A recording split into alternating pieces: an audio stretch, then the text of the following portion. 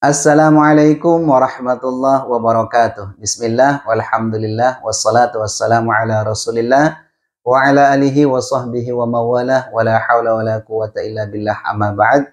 Bapak Ibu para ikhwatal iman, para dhuyufullah, para dhuyufur rahman, para tamu-tamu Allah, para tamu-tamu baginda Rasulullah Muhammad sallallahu alaihi wasallam. Wabil khusus ini bagi para jemaah haji. Ini ada doa khusus dari saya, mudah-mudahan diberi kelancaran, diberi kemudahan dan diberi kesehatan yang sempurna, dan paling akhir mudah-mudahan pada saat kembali ke tanah air, ke Indonesia, ibadahnya menjadi ibadah yang betul-betul bernilai, diterima oleh Allah Subhanahu wa taala, menjadi ibadah haji yang mabrur atau mabrurah. Amin amin ya mujibas sailin. Bapak Ibu para ikhwatal iman hafizakumullah, ternyata setelah saya teliti Bapak Ibu di kolom komentar itu banyak sekali pertanyaan terkait dengan kain ihram. Yang pertanyaannya kurang lebih demikian. Ustadz, kalau boleh tahu bagi yang laki-laki berapa style harus membawa kain ihram ke Arafah? Nah, ini pertanyaannya yang sering ditanyakan. Bahkan tidak hanya di kolom komentar, ada yang juga inbox langsung di Instagram saya Bapak Ibu, ya. Ada yang nge-DM langsung. Jadi Ustadz, berapa setelkah saya harus menyediakan kain ihram sebelum berangkat ke Arafah? Pertanyaannya ya seputar itu Bapak Ibu. Ini khusus yang laki-laki. Nah, dikarenakan ini banyak pertanyaan yang menyangkut kain ihram, saya tidak hanya ingin menjelaskan buat yang laki-laki, perempuan juga harus betul-betul nyimak dan memperhatikan. Sehingga mohon maaf saya nggak bisa langsung membalas di kolom komentar. Seperti itu. Yang pertama karena admin yang nanganin Bapak Ibu. Yang kedua, melalui video semacam ini insya Allah informasinya kebagian semua. Nah, seperti itu. Jadi mohon betul-betul disimak dan diperhatikan. Nah, belajar dari pengalaman saya pribadi Bapak Ibu pada saat saya melakukan ibadah haji, karena alhamdulillah hampir 12 kali ya tahadus bin ni'mah. Hampir 12 kali saya melakukan ibadah haji, yang sudah barang tentu pengalaman, dan pengalaman mesti ada gitu kan.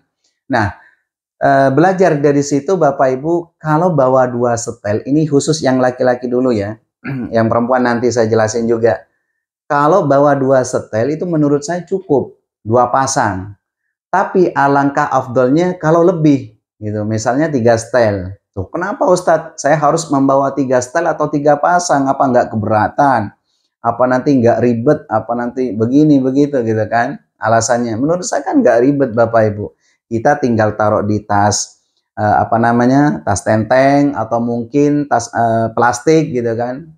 Kan kita dari pemondokan ke Arafah, ke Musdalifah nggak jalan kaki, ikut bis. Apanya yang ribet gitu kan? Jadi semakin banyak, artinya semakin lebih dari 2 setel itu semakin bagus. Ini belajar dari pengalaman saya pada saat berada di Padang Arafah melakukan ibadah wukuf. Ya, lebih-lebih pada saat di toilet Bapak Ibu. Kalau di toilet, ya tahu sendiri kalau toilet di Padang Arafah ini kan antrinya luar biasa ya. Baik itu yang haji khusus, haji reguler. Ya karena satu tenda itu isi berapa ratus orang gitu kan. Kemudian di sana berapa ratus tenda, sementara toiletnya kan terbatas. Sudah barang tentu kita harus antri. Kadang ada yang mohon maaf kebelet dan lain sebagainya.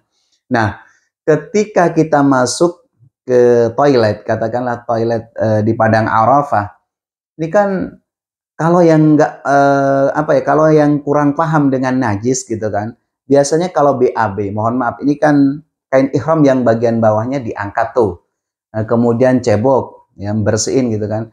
Ada kadang sedikit gitu kan, percikan air, mohon maaf, air kotoran itu yang ngejepret di situ gitu kan, yang percikannya nempel di situ Bapak Ibu. Yang kena kain ihram kita itu kan najis. Sementara pada saat berada di Padang Arafah kita harus melakukan sholat seperti sholat zuhur dengan asar di sana. Nah, orang melakukan sholat itu kan harus dalam kondisi suci. Eman-eman, sayang kalau misalkan gara-gara najis ibadah kita nggak diterima oleh Allah Subhanahu wa Ta'ala. Belum lagi kita menunggu berpuluh-puluh tahun. Ini yang harus betul-betul diperhatikan Bapak Ibu. Belum lagi nanti setelah melakukan wukuf kan ke Musdalifah, kemudian lontar jumroh Aqabah. Setelah melontar jumroh Aqabah langsung ke Masjidil Haram. Ya kan? Melakukan tawaf rukun haji yang dikenal dengan tawaf ifadah. Orang melakukan tawaf kan harus dalam kondisi suci, harus dalam keadaan suci. Artinya khusus yang laki-laki kalau bawa 2 setel atau 2 pasang itu lebih afdol. Ini belajar dari pengalaman saya. Bahkan terkadang pernah saya melihat ada orang yang sangat kebelet. Kebelet mungkin udah kebelet gimana sih gitu kan. Itu apa ya istilahnya nggak keburu gitu kan. Mau masuk ke toilet itu nggak keburu, akhirnya netes. Gitu kan, netes. Apalagi yang punya penyakit beser ibaratnya gitu kan. Orang kampung saya bilang itu cercer seperti itu. Jadi netes ke kain ihramnya. Nah, ini semakin kita bawa lebih semakin baik. Nah, seperti itu Bapak Ibu. Syukur-syukur syukur-syukur bisa membawa 4 setel, 4 pasang itu afdol. Kemudian nanti pada saat kita di perjalanan, kadang mohon maaf kalau dari Arafah, kalau di hari-hari biasa bis itu ke Musdalifah, ke Mina itu kan mungkin 10 menit. Tapi kalau di musim haji jalannya jalannya sedikit-sedikit gitu loh Bapak Ibu, pelan. Artinya kalau biasanya ditempuh 10 menit di hari-hari biasa, itu kalau musim haji bisa 10 jam. Nah, khawatir ada yang cari toiletnya bis. Ya kan banyak tuh jemaah. Contoh seperti jemaah umroh dari Madinah itu udah kebelet, nggak mungkin lah ibaratnya pipis di mana, di bawah di gunung, nggak mungkin. Yang terkadang harus pipis di toiletnya bis. Nah, kebanyakan itu Bapak Ibu kalau pipis di bis, ya mohon maaf, ini pengalaman saya pribadi. Apalagi kita udah nahan kencing gitu kan, nahan pipis kita kadang muncratnya kemana-mana gitu loh Bapak Ibu. Ini kadang kena najis juga. Makanya kalau semakin banyak kita mempersiapkan kain ihram, semakin bagus. Ini yang harus diperhatikan. Nah, mungkin ada pertanyaan lagi nih. Ustadz, kira-kira berapa lama saya harus menahan larangan ihram? Gitu kan, menjauhi larangan ihram, dan berapa lama juga saya harus memakai ihram. Baik, sekarang saya perinci. Katakanlah di tanggal 8 di bulan Dzulhijjah sebelum masuk waktu wukuf ya kan, biasanya berangkat dari pemondokan itu kan pagi. Ada yang jam 8, jam 9, ada yang jam 10, bahkan ada yang sore juga. Baik, kita ambil yang pagi nih. Pagi tanggal 8. Nah, ini sebelum ke Arafah kan sebagian besar jemaah haji itu digiring ke Mina untuk melakukan mabit. Bermalam di sana pada malam tarwiyah, yaitu pada malam tanggal 9 di bulan Dzulhijjah. Baik, sekarang saya hitung. Saya hitung dari jam 8 ketemu jam 8 malam berapa jam?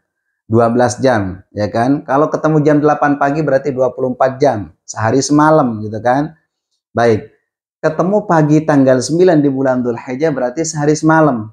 Nah, nahan tuh, masih nahan, ya kan, larangan ihram masih ditahan tuh. Itu juga masih dalam kondisi berpakaian ihram. Seharian tuh penuh, full. Dari paginya tanggal 9 Dzulhijjah sampai malam. Pada malam tanggal Idul Adha. Ya kan, pada malam tanggal 10 di bulan Dzulhijjah. Sampai kita selesai melakukan tawaf ifadah. Nah, berarti sehari semalam, ya sekitar 2 hari setengah lah Bapak Ibu. Sekitar 2 hari setengah kita harus menjauhi larangan ihram, kita harus memakai ihram. Nah, disitulah kenapa saya sarankan harus membawa lebih dari 2 pasang. Saya khawatir selama 2 hari setengah itu Bapak Ibu ada yang kena najis kain ihramnya. Makanya kalau kita membawa persediaan lebih dari 2 pasang atau 2 setel kan enak, nggak harus kembali ke pemondokan lagi, nggak mungkin lah ya. Masa dari Arafah kita harus keluar dari Arafah ke pemondokan ngambil kain ihram, kan nggak mungkin, ibaratnya seperti itu ya. Nah, ini yang perlu diperhatikan. Jadi sekitar 2 hari setengah kita harus menjauhi larangan ihram. Nah, kemudian saat di Mina hari-hari tasyrik itu udah nggak memakai pakaian ihram, pakai baju biasa saat mabit pada hari-hari tasyrik tanggal 11, 12 dan 13 Bapak Ibu. Artinya sebentar aja sih menurut saya, cuman yaitu tadi kasus yang sering terjadi pada saat berada di toilet di Arafah. Belum lagi yang sepuh-sepuh kadang nggak bisa nahan kebelet gitu kan, asal ngencing, asal pipis gitu kan. Yang kadang belepotan mohon maaf ke kain ihramnya, ini kan sangat disayangkan. Jangan gara-gara pipis nanti ibadahnya menjadi ibadah yang ditolak oleh Allah. Karena saya ulangi sekali lagi, pada saat melakukan ibadah wukuf, kita dianjurkan harus bersih, dan pada saat melakukan sholat, yaitu sholat zuhur dengan asar dengan cara dijamak takdim dan dikosor di padang Arafah, juga harus dalam kondisi suci. Belum lagi pada saat melakukan tawaf ifadah harus dalam kondisi suci. Makanya ini tolong betul-betul harus diperhatikan. Itu bagi laki-laki 2 setel cukup, tapi 3 setel atau 3 pasang juga lebih afdal. Paham ya? Nah, sementara khusus yang ibu-ibu, yang perempuan nih, itu sebetulnya hampir sama sih. Hampir sama. Cuman menurut saya yang sering terjadi, Bapak Ibu, yang sering terjadi khusus ibu-ibu itu masalah kaos kaki. Kaos kaki ini kalau bisa, kalau di Arab Saudi, ini pengalaman saya itu kan ada yang jualan tuh di toko-toko dekat hotel, itu yang satu pak, satu lusin ya, isi 12 bungkus. Itu sebaiknya beli seperti itu. Kenapa? Karena mohon maaf, terkadang jemaah haji yang perempuan pada saat berada di toilet, di Arafah, gitu kan, atau mungkin pada saat di Musdalifah, itu kadang nggak kerasa, apa ya, bekas pipisnya orang lain itu kadang belepotan atau muncrat lah, katakanlah muncrat ya. Percikannya itu kadang ke kaos kaki kita. Nah, supaya kita menghindari rasa keraguan-raguan, rasa was-was kita, karena kadang kita suka mikir yang ngerti najis nih, waduh, jangan-jangan najis nih kaos kaki saya. Jadi mendingan beli satu lusin. Ini khusus yang perempuan. Kalau untuk kain ihramnya itu sendiri, bawa 2 setel udah cukup gitu kan. Tapi ingat, pada saat ganti kain ihram jangan sampai kelihatan auratnya dengan orang lain. Itu malah menjadi larangan ihram yang harus dikenakan denda. Nah, paham ya? Jadi khusus yang perempuan yang harus digarisbawahi, membawa kaos kaki lebih dari 3 setel atau 4 setel. Nah, belilah kalau bisa, murah kok, mungkin 8 real apa 10 real ya. Satu lusin itu kan ada tuh. Nah, mungkin ada yang bertanya, Ustadz, apakah harus putih kaos kaki saya? Enggak harus. Tapi kalau putih itu kan apa ya, disunnahkan.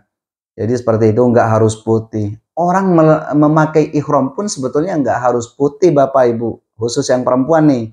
Kadang banyak yang bertanya jemaah umroh, Ustadz, apakah saya harus memakai baju ihram putih?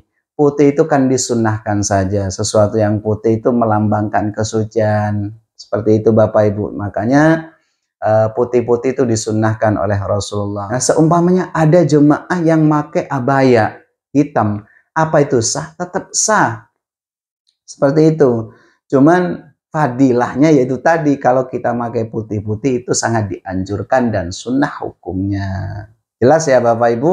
Jadi itu mungkin yang dapat saya sampaikan, sedikit uraian singkat dari saya terkait dengan pertanyaan yang ada di kolom komentar. Dan sengaja nggak saya balas satu persatu supaya yang lain, ya kan, supaya yang lain kebagian informasinya. Makanya saya lebih baik kalau ada pertanyaan itu saya buatin videonya supaya yang lain ikut nyimak gitu loh Bapak Ibu. Makanya mudah-mudahan yang lain juga kebagian informasi ini. Bagi yang laki-laki lebih dari 2 style, 2 pasang itu afdol. Nah, yang perempuan sama, hampir sama, tapi 2 style udah cukup kok ya. Tapi yang terpenting, yang terpenting di sini kaos kakinya kalau bisa bawa yang banyak, ya kan, beli satu lusin seperti itu. Nah, itu saja mungkin yang dapat saya sampaikan. Jadi cuplikan yang pendek ini mudah-mudahan ada manfaatnya. Terima kasih atas segala perhatiannya. Mohon maaf atas segala kekurangannya. Wal afu minkum, ihdinas siratal mustaqim. Assalamualaikum warahmatullahi wabarakatuh.